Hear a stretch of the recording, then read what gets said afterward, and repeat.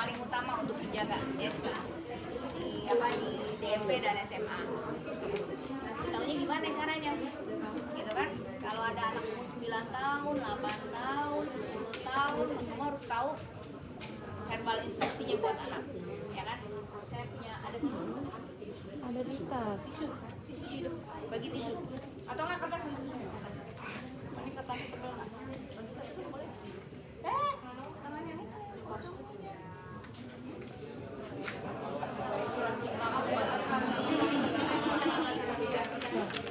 Oke, harus pakai petunjuk. Kan? Jadi kalau kita tahu bahwa satu orang sih coba. Biasanya kalau jadi model tuh dia akan ingat terus. Ya kan? Ramzi, sini ya. Nanti ada yang tipenya sampai di 10 ya. Di 10 tuh hanya bisa duduk, bisa cuma fleksi ya. Kalaupun dia nanti duduk di kursi roda masuk ke ruangan kita, taruh lagi di kursi roda, kamu udah kasih bantal. Jadi dia jangan taruh sini, kan dia udah tergantung, ya kan? Nilainya udah 0, ya kan? Ya, tapi jangan sampai turun, ya karena turun semua dia jadi. Karena kita mau latihan napas di kursi rodanya sendiri, gitu kan? Terus gimana kita mau nyuruhnya? Ya kan kalau latihan napas itu dimulailah kalau anak-anak itu mulailah dengan tiup instruksinya, jangan tarik napas. Tarik napas tuh tarik mana sih? Tarik itu kan pakai tangan, tarik tali gitu kan. Jadi konotasi tarik itu buat anak tuh bingung ya kan, yang narik otak jadi tiup. Dek, lihat ini. Nak, tong, bah, ya, gitu ya. Terus saya kan mulai Bu Novi ya gitu ya. Bu Novi mau tiup kertas ini, jadi kamu juga harus bisa gitu kan. Tiupnya gini.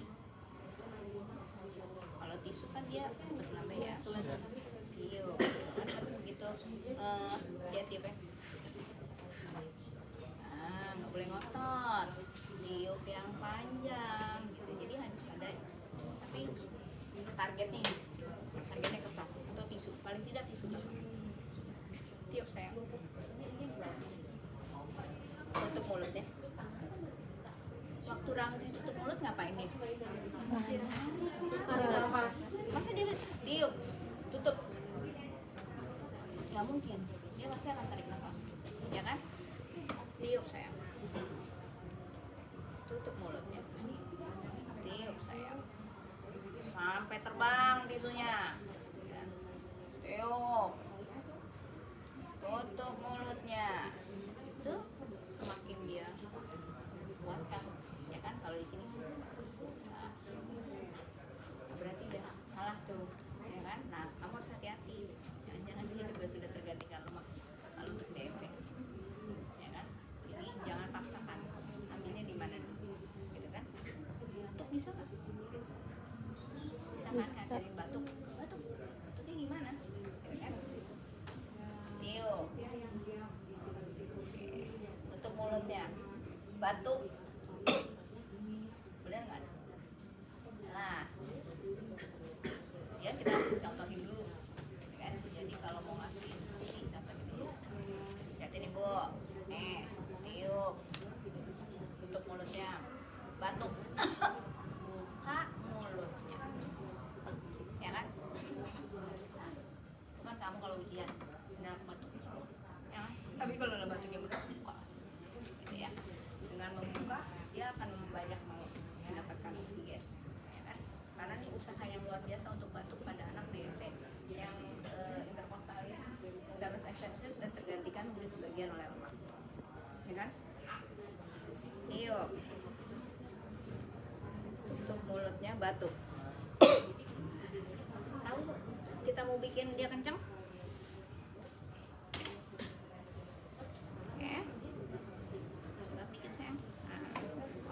Harus digituin, ya kan? Oke. Tiup. Tutup mulutnya. Batuk, buka mulutnya. Kalau kita tekan perutnya, dia akan semakin kuat. Kalau dia masih bisa, yang bukan 9-10 ya, 9-10 susah lah dia ininya. Jadi dia masih bisa nih, ya yang berapa yang 8 ke bawah itu masih bisa dia menggunakan lengannya. pegang perutnya nah, tiup, tutup mulutnya, batuk kuat, tekan perutnya sayang, buka perutnya. Sebaiknya batuk jangan sekali. Kan tuh nyangkut kalau kayak gitu,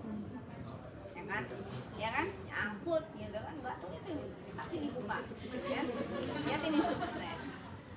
Tiup Ramzi, oke, tutup mulutnya, tekan perutnya, batuk kuat, buka mulutnya. Keren, mantap. Ya kan, itu karena kita bantu tekan compliance-nya, ya. Jadi itu instruksi ke anak, ya kan. Jadi kalau mau kasih instruksi ke anak, kuncinya gini, Dek, nanti nih ya, nanti panjang banget, bingung, terlalu banyak bahasa yang. Tapi kalau saya kasih kayak gitu kan bentuknya sudah bisa dia lakukan, ya kan. Itu ujian nanti akan seperti itu, ya kan. Jadi bagaimana yang diuji itu adalah bagaimana cara memberikan instruksi verbal untuk anak umur berapa. Kamu harus punya gambaran tuh, 8 tahun bisa, terus gimana, contohin dong, gitu kan. Kalau nggak dicontohin nggak bisa, ya kan. Kalau ada di slide tiup lilin, tidak diperkenankan tiup lilin, itu bahaya. Kalau anak kecil dipegang, ya kan, karena dia tahu tuh lilin. Jadi lilin itu bahaya, jadi tidak dimasukkan di dalam latihan pernapasan. Ada pakai cara lain? Misalnya sini, dia nggak tahu. Ini aja.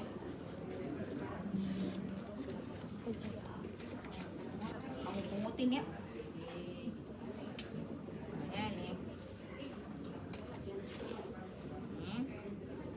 Kalau kita punya gabus ya, gabus itu kan enteng kan, nah dari sini, begitu dia makan semua, jatuh semua, itu indikasi bahwa dia melakukannya dengan betul. Tapi instruksi tetap tiup, ya kan. Kalau dia nggak mampu batuk, dia bisa batuk. Kalau dia nggak mampu batuk, gimana caranya, Bu? Kan?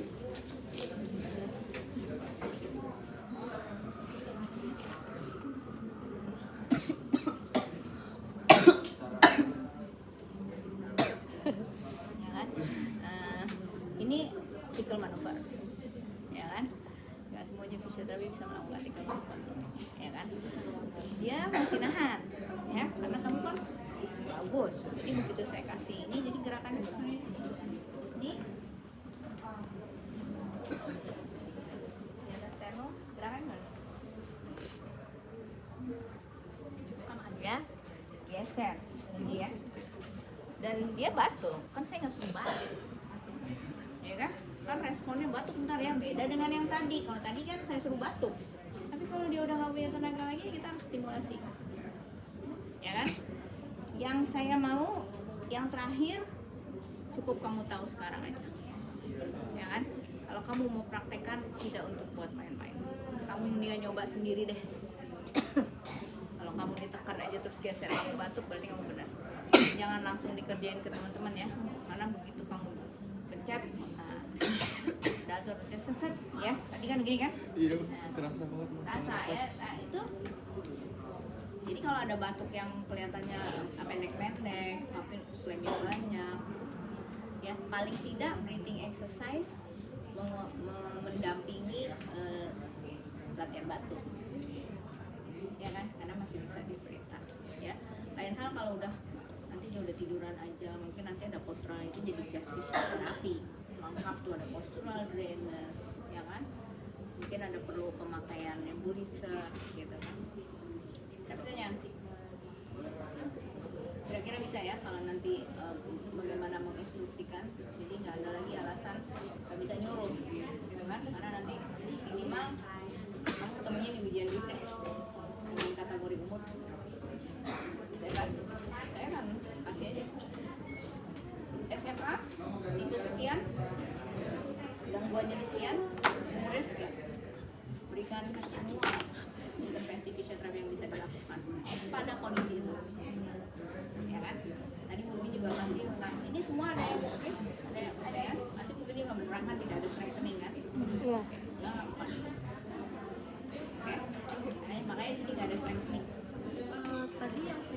boleh berarti diberikan ke kalau bayi yang belum bisa dikasih instruksi. Kenapa? Yang stimulasi tadi itu berarti boleh dikasih ke bayi yang belum bisa dikasih instruksi.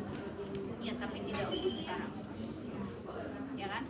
Itu harus melalui jam terbang dulu beberapa kali, ya kan? Paling tidak kamu tahu ada yang namanya tickle maneuver, saya udah kenalin, ya kan? Hanya anakku ini yang punya, karena saya mengajarkannya sampai advance. Kata orang kita berkontribusinya sampai di advance kemampuannya, ya kan? Atau orang yang memakai tenaga UI, ya kan? Paling tidak nanti kamu berada di area-area yang memerlukan indikasi untuk pemberian ini, kamu udah tahu. Tinggal bagaimana ininya kamu ikut terus, ya kan? Dia udah ngerasain, ya kan? Sekarang yang kamu lakukan adalah kamu nyoba sendiri, ya. Di cekokan itu kamu saya aja dong. Saya bisa, ya kan? Kamu cobain sendiri, kalau sampai nggak bantu boleh salah, tekan sendiri. Oke, jadi sekarang kita praktekin untuk gerakan aktif yang bisa dilakukan untuk SMA DMP ini. Itu yang penting di sini adalah tidak boleh ada tahanan, tidak boleh ada strengthening ya. Terus untuk gerakan aktifnya itu kita lakukan itu mengikuti sesuai dengan MMT kekuatannya saat itu. Kan kita nggak bisa menambah kan, nggak bisa meningkatkan, makanya nggak ada strengthening kan untuk menambah kekuatannya itu. Misal nih, coba dia itu derajat 5, bisa jalan tanpa bantuan tapi tidak bisa berdiri sendiri. Terus lengannya itu dia masih bisa mengangkat ke atas. Kira-kira contoh latihannya apa yang bisa diberikan? Meraih barang Apa? mainan. Ya, mainannya yang dikasih bentukannya gimana? Yang bisa digenggam, dia masih bisa meraih menggenggam. Terus ini kan tadi derajat 5 kan dia bisa jalan tanpa bantuan, berarti kan dia masih bisa berdiri kan. Tapi ketika dia jatuh dia nggak bisa balik lagi. Terus tapi tangannya masih bisa semuanya. Terus dia juga ada nih masalah sama pernafasan, ya kan? Kalau kasus ini kan juga masalah pernafasan. Jadi bisa latihan aktif yang bisa diberikan dan itu fungsional adalah tadi udah oke. Menggenggam, apa yang bisa digenggam di sini? Bolanya mau diapain? Dilempar kemana? Ke depan oke. Tujuannya untuk apa nih? Apa yang kita dapatkan ketika gerakan aktif dia melakukan? Oke, untuk shouldernya bisa ini kan, terus untuk pengembangan parunya juga kan, jadi kayak chest mobility gitu kan. Terus gerakan ke samping gimana gini? Kalau ngambil benda itu bisa kayak jadi dikasih icek-icek gitu dan lari berenang gitu. Bisa Samping kan. bisa juga. Intinya dikasih mainan yang bisa difungsional. Boleh, gimana caranya? Gerakan lempar bola ke depan, kita di depannya, jadi kita lempar, tangkap. Ingat berarti bolanya jangan yang ada beban ya. Berarti kan bolanya jangan yang ada beban, bola lempar, tangkap. Terus kita di belakangnya lempar ke belakang. Lempar ke belakang kan ini, jadi makin dia membuka. Nih. Itu untuk nafasnya, jadi dapat 2 sekaligus. Untuk pernafasannya iya menjaga fungsi geraknya yang ada saat itu juga bisa dilakukan. Itu berarti kan MMT-nya tuh masih berapa nilainya? 3 3, 4 lah. Berarti kan kalau pasif coba tiduran, bukan pasif, MMT 2 gerakan aktifnya coba kayak gimana? Coba ada yang tidur. Iya, gimana caranya? MMT 2 samping ya, ke samping gitu, tiduran terus ke arah samping. Iya, coba biar kelihatan. Munduran terus balik aja kok.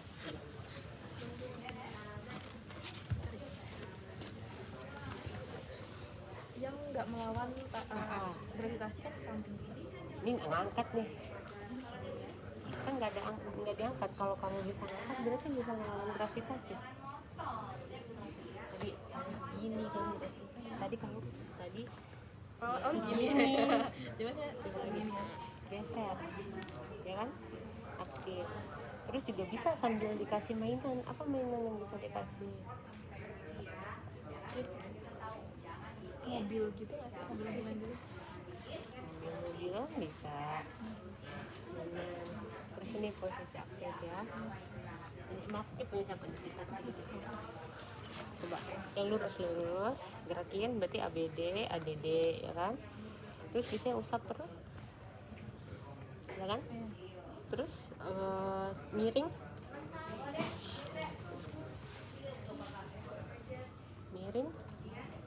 oke. Kalau ke atas kan ada gravitasi. Terus gimana ke depannya dia sini, bisa kan, kita posisi pasif kan ya. Kaki juga sama, coba taruh samping, ya. Tuh. Kiri, pokoknya tidak boleh ada strengthening. Ini berarti kasih instruksi aja kak? Atau kita yang gerak? Kalau udah pasif berarti pasif. Kalau aktif kan berarti aktif sendiri. Kita kasih instruksi. Cobaan.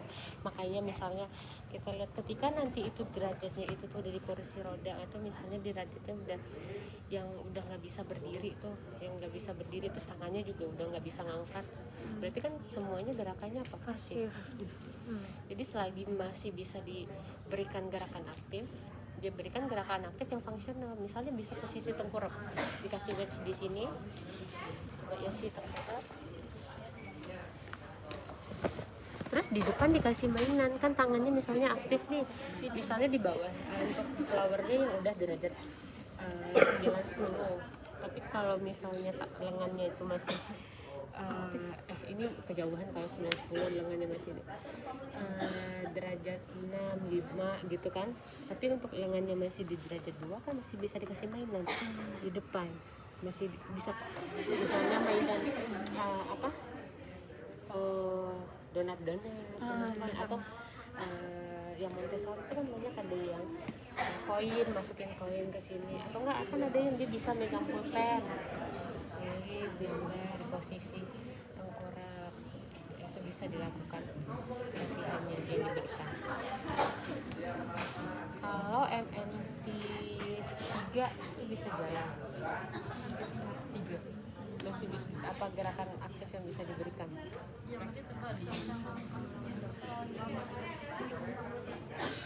Dia bisa melawan gravitasi, tapi kan dia nggak bisa melawan tahanan. Apa tadi?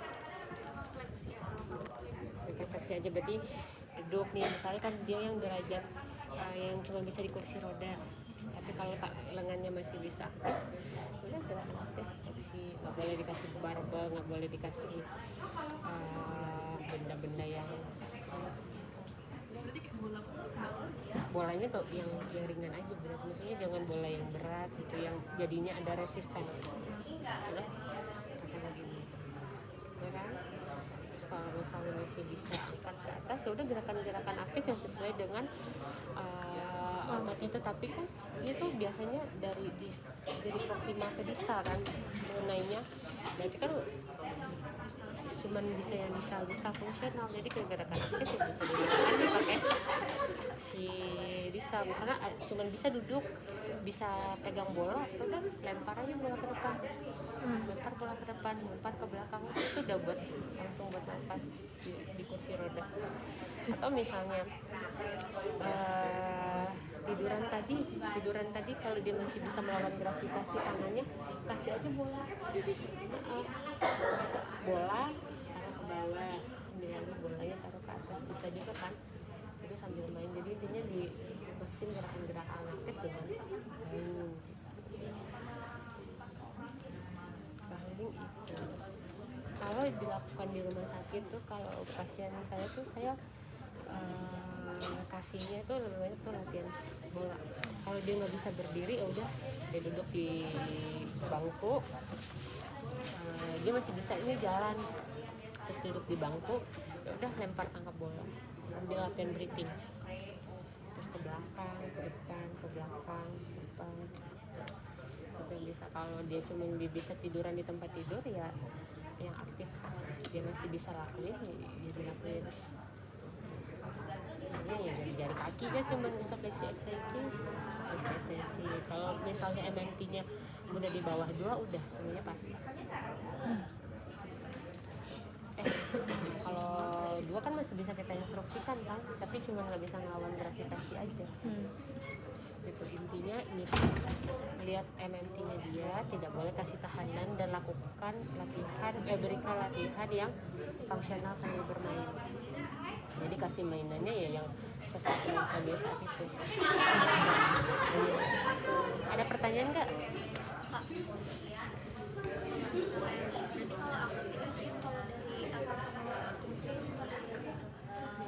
Maksudnya bisa aktif ini bisa berbeda, coba kita lihat.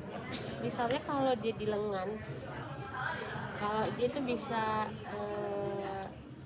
jalan dengan kakinya di derajat 6, itu kan dia masih bisa jalan tapi dengan ada bantuan alat bantu kan, tapi dia masih bisa jalan itu kan sendiri. Tapi kan kita lihat juga lengannya nanti dia di derajat berapa. Kalau di lengannya dia bisa mengangkat lengan ke atas menuju kepala, fleksi elbow gini ya aktif bisa. Kalau misalnya lowernya nggak bisa diberikan ya atasnya nggak bisa diberikan. Jadi dilihat kemampuannya. Kayak 2 itu masih bisa mengangkat lengan ke atas, berarti kan yang ini udah di atas 3 kan, itu bisa kan berikan aktif. Kalau 3 tidak bisa mengangkat tangan ke kepala, tuh tidak bisa mengangkat tangan ke kepala, tapi dapat mengangkat gelas ke mulut dengan 2 tangan, nanti masih bisa dia bantuin seperti itu ya. Kalau dia masih bisa sendiri ya berarti dia bisa aktif. Kalau misalnya itu dia udah kuat ya dibantu, dikasih. Berarti ya kita juga bisa ngasih tahu edukasi ke orang tuanya kalau misalnya anak itu nggak boleh melakukan sesuatu Ya. barang yang kayak gitu. Jadi bilang dulu kemampuannya kan kadang tuh ada main kan, ini lemes ya dikasih ini biar kuat gitu. Nah ya itu penting, jadi diedukasi ke keluarga, jangan dikasih pemberat. Jadi kita harus bisa mengenali ini emang gejala SMA-DNT gitu, karena sifatnya progresif. Hanya ini kita untuk meningkatkan kualitas hidupnya kan. Jadi biar dia di kemampuan yang ada tuh dia bisa fungsional sendiri, bisa aktif sendiri gitu. Dan latihan aktifnya dibarengin dengan breathing aja. Makanya kan kita lebih banyak itunya aktif, pasif, breathing sama stretching. Kalau dia ada nanti tightness dan teratur ya kita stretching. Dia tidak lebih meningkatkan lah kualitas hidupnya. Oke. Terima kasih Kak. Gampang, maksudnya nggak ada aturan bakunya harus ini itu harus ini itu, tapi yang mau kita pelajarin di sini gimana caranya kita melakukan intervensi pasif seefektif mungkin. Jadi nanti ketika kalian melakukan pasif, berarti kalian satu-satu berarti nih, ya satu-satu lama. Jadi kita harus efektif. Kita lakukan satu gerakan bisa dapat banyak gerakan otot, gerakan sendi gitu. Jadi nanti boleh menggunakan prinsip PNF juga. Misalkan ketika kita lakukan di lower ya, pertama misalkan kita lakukan dari posisi fleksor rotasi, ekstensi ankle, ekstensi hip, ekstensi knee, kita lawan semuanya dari posisi kayak gini, arahin ke abduksi, fleksi, aduksi, endorotasi, balik lagi ya. Dan nanti ketika kalian melakukan gerakan itu sebisa mungkin kalian menjaga ergonomi dari tubuh kalian gitu. Kalau ini sebenarnya kurang ergonomis, harusnya bisa naik lagi lebih tinggi, jadi gua nggak terlungkup gitu. Jadi nanti posisi kita tetap ergonomis untuk menghindari capek dikit aja gitu. Terus juga nanti yang harus diperhatikan ketika pasif, biasanya pasif itu kita berikan di awal ya. Untuk kasus DMP atau SMA ini kita harus perhatikan nanti ketika melakukan pasif, meskipun dia nggak ada kontraksi otot, kadang digerakin aja tuh dia udah capek gitu. Bisa kita nilai dengan work of breathing-nya, atau nanti diukurnya menggunakan respiratory rate RR atau HR-nya. Kalau itu udah meningkat, terus kita juga bisa lihat effort dia untuk bernafas sudah makin tinggi, ya itu nanti akan jadi pertimbangan kita untuk melakukan intervensi selanjutnya gitu. Kalau dia udah capek ya udah, karena kan SMA sama DMP ini sebisa mungkin jangan sampai kita bikin capek gitu.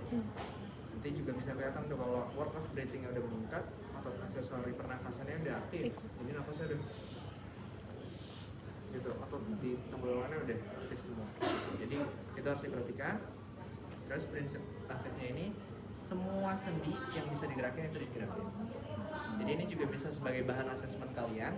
Jadi ketika nanti misalkan kalian mau gerakin nih, oh kok ankle-nya susah ya, kaku, sendi yang lainnya nggak masalah, nanti itu bisa dipertimbangkan untuk oke, berarti harus diberikan stretching dulu atau kita berikan mobilisasi di sendinya dulu. Jadi itu bisa jadi patokan awal kalian untuk intervensi lanjutannya gitu.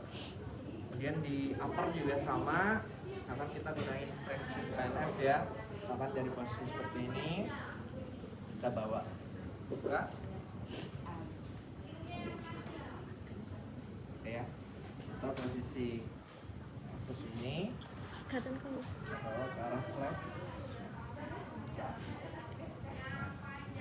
Dan nanti bukanya ya pasif ya, jadi megangnya boleh di baru balik.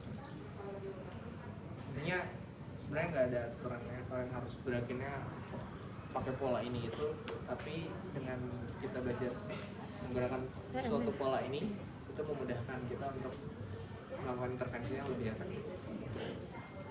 Tapi mau kalian lakuin nanti satu-satu sambil gini-gini pun sambil ngobrol juga nggak masalah gitu. Tapi untuk lebih efektif aja gitu, kita menggunakan pola pendek gitu. Tapi kalau kalian lakuin satu-satu ini ya nggak salah, cuman kan lebih capek, bukan lebih capek, lebih lama aja gitu. Oke, terus bisa juga nanti misalkan pasiennya itu dia sudah memang udah kelemahan di inferior, di bawah, akhirnya kan jarang untuk beraktivitas menumpu ya, kita kasih secara pasif juga aproksimasi dari ankle kemudian ke hip. Nanti arah aproksimasinya mengikuti sendi ya, atau semuanya juga. Tujuannya untuk apa? Tujuannya untuk menjaga densitas tulangnya. Karena kalau dia udah nggak lumpuh, dia nggak ada aktivitas weight bearing, pasti densitas tulangnya rendah dan progresifnya jelek. Jadi kita lakukan ini aproksimasi sebagai maintenance supaya densitas tulangnya tidak makin buruk, atau ketika kalian mau melakukan persiapan untuk latihan berdiri, kita boleh kasih aproksimasi. Atau misalkan nanti ada keterbatasan sendi, tapi muskularnya oke-oke aja nih, tapi mungkin kalian asesmen, oh ternyata dari sendinya nih, boleh sambil pasif kita lakukan mobilisasi misalkan. Ini mobilisasi di halusnya gitu. Atau di head misalkan boleh. Nanti ini kalau ini sih kalian bisa dapetinnya di makro ini ya, manual terapi gitu. Jadi nanti setiap problem itu bisa sebenarnya kalian bisa identifikasi juga dari intervensi pasifnya. Oke? Ada pertanyaan? Kak, intervensi pasif ini dilakuinnya di semua grade atau kayak yang grade yang udah tinggi aja? Semua grade bisa. Semua grade. Semua grade bisa, karena balik lagi nih, kadang kita itu kan untuk kasus DMP sama SMA ini, kasus yang progresif ini tujuannya sebenarnya kan memaksimalkan kualitas hidup dia. Gitu, kita nggak bisa ningkatin gimana gitu, karena ya balik lagi progresif, mau kita lakukan pasif 5 kali sehari pun kalau memang dia progresifnya tinggi, bisa jadi aja kontraktor tetap gitu. Jadi sebisa mungkin intervensi pasif ini mencegah atau seenggaknya memperlambat progresivitas yang ada. Jadi dengan intervensi pasif ini kan kita bisa ngurangin atau yang memperlambat kontraktor atau tightness, yang ujung-ujungnya itu nanti akan ada nyeri gitu untuk pasien dan akan meningkatkan discomfort buat pasien gitu. Jadi kita ngasih intervensi ini tuh untuk itu, untuk menjaga lah kualitas hidupnya tuh tetap segini-segini aja, nggak makin drop. Oke, makasih Kak.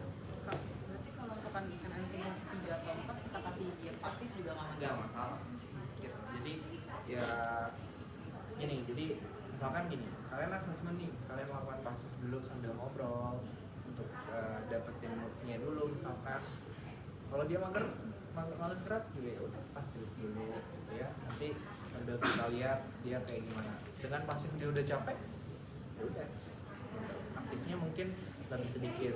Paling boleh nih kombinasi nanti, misalkan sambil pasif dia dorong pelan-pelan, dorong. Nah itu kan juga bisa, jadi nanti kombinasi gitu. Atau kalian sambil stretching, oh nih kaku nih, bentar ya, tarik nafas, tiup. Jadi nanti sebenarnya ini hasilnya bisa kombinasi aja. Oke, yuk kita coba balik. Nanti kan ada cerita gimana Pak jadinya saat kalian sumpah ada video videonya yang lagi belajar ya. Oke. Ayo tolong shoot saya. Jadi yang kayak gini juga kali disorot. Kita udah tinggal praktek, nanti kamu lupa deh. Jadi sekarang kita stretching ya, ini udah yang keempat deh. Iya Bu. Dalam stretching ada 5 hal yang perlu kita perhatikan ya. Pertama adalah posisi mau telungkup, mau di pinggir bed seperti tadi, atau mau berdiri ya, tergantung otot mana yang mau di-stretch. Kemudian kita fiksasi pun meminimalisir keterlibatan otot lain yang mempengaruhi gerakan si otot yang akan di-stretch itu. Kemudian ada handlingnya jelas bagaimana. Handling itu dan fiksasi biasanya dia dekat, paling dekat dengan sendi di mana otot itu lewat. Kalau baby kan kecil, kalau contohnya kamu mungkin saya nanti megangnya nggak jelas. Terus yang keempat, arah gerakannya benar. Ya, terus yang kelima adalah kalau stretching harus diapain? Terakhir. Hah? Di apa? Masih tekan. Diapain? Kan udah benar posisinya, fiksasinya, handlingnya, terus dikasih arah gerakan kan? Terus diapain? Hah? Ya itu meregang kan? Terus diapain? Dilakukan berulang atau yang lain? Ya pasti berulang kan? Gak cukup sekali. Ada lagi yang lain? Iya. Ada stretching. Berapa detik? Dengan berapa hitungan? Berapa hitungan? Coba tuh, coba kan?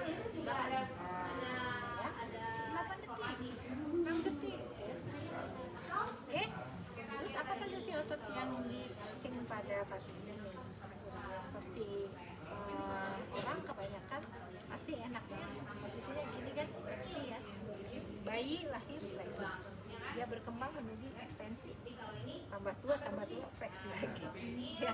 Jadi posisi nyamannya seorang pasti dia fleksi. Jadi biasanya justru karena dia terus-terusan udah mulai penurunan gerakan ya kan, pasti posisi yang paling banyak dilakukan adalah posisi fleksi, sehingga otot-otot yang mengalami stretching adalah otot-otot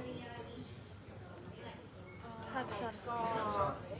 Udah otot flexor apa aja, otot flexor kalau dihitungkan apa aja?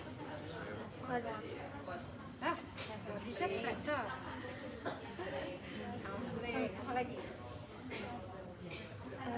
Tibial. Gastrok ya. Jadi mungkin kamu bingung kok gastrok otot flexor sih ya. Di luar negeri plantar fleksi itu ya, dorsofleksi itu. Makanya kalau ukur ROM dari yang jauh dulu kan, ekstensi, fleksi, ya kayak gitu selalu ekstensi. Terus kemudian apa lagi? Otot di sini. Iliopsoas.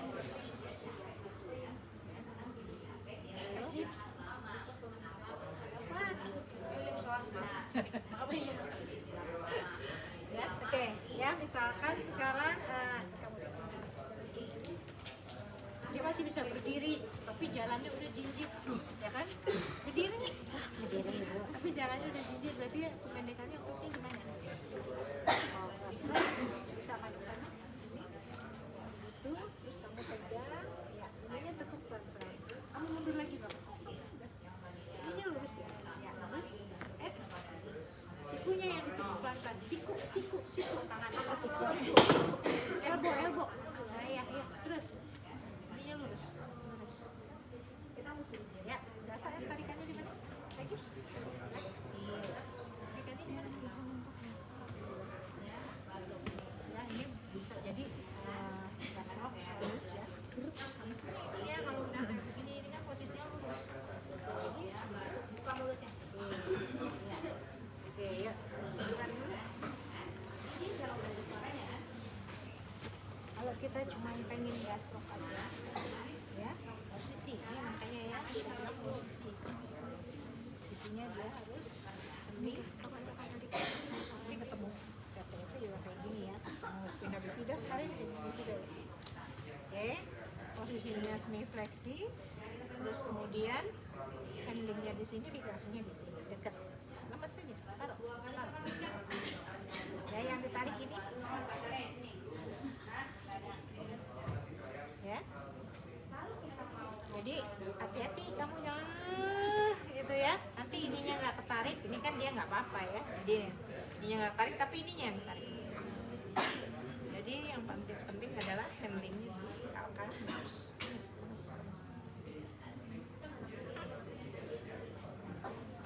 Ya. Kalau mau artikuler atau melewati dua sendi ya kamu ininya harus lurus ya sekalian ya, pastikan ini lurus baru dia ya sampai hamstring, atau mau hamstring sendiri udah kita nggak usah mikirin dia nih, hamstringnya aja kita tinggal gini ya. Ya, ini udah fiksasi, ini udah handling ya, ini arah gerakannya ke sana, udah tinggal ya, udah sampai dia udah rasa tuh, ya udah tahan aja tuh di situ, jangan ditambahin lagi, kalau ditambahin lagi dia bisa geser ya, boleh pulang. Ininya juga pastikan ininya, nah jadi kalau anaknya besar kayak gini enak ya, maksudnya saya bisa gini langsung gini ya, gini ya, saya bisa langsung. Tapi kalau ini kan bisa dibantu itu untuk gastro, soleus, hamstring. Oke, untuk yang berikutnya iliopsoas. Tadi saya contohinnya di situ, kalau di sini nggak berasa. Iliopsoas bisa gini, bisa gini. Ini harusnya overstressnya, rasa stressnya di sini ya, bukan di gluteus ya. Apalagi kalau dia di trapez. Itu yang satu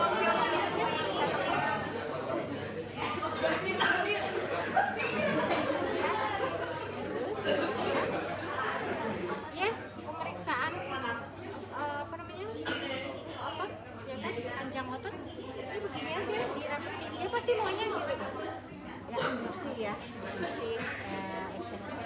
Giniin aja dia naik ya, ini misalkan udah, jadi gampang bikin aja dia posisi seperti ini.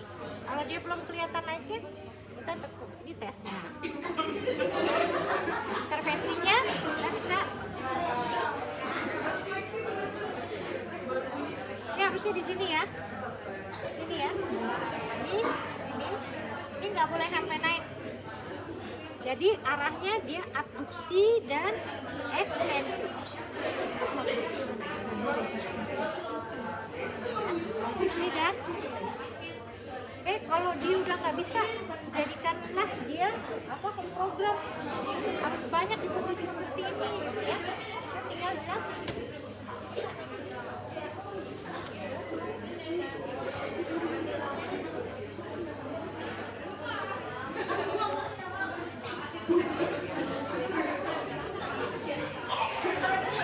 Ya.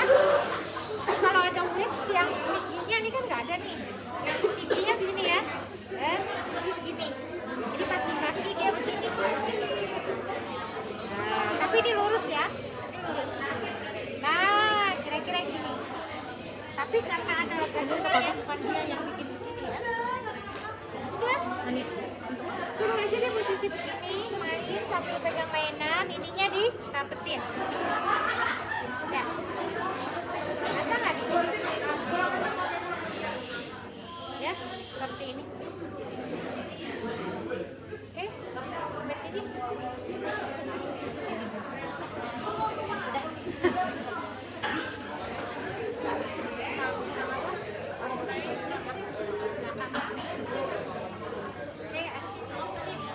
Masih ada yang tengkurap tadi untuk masalah Kan tadi kan saya di sini kan, cuman kita jadi tidak seperti melakukan stretching ya secara pasif, tapi dijadikan itu loh program. Kalau dia memang kalau ada gambarnya tuh dia jelek banget, jadi apa sih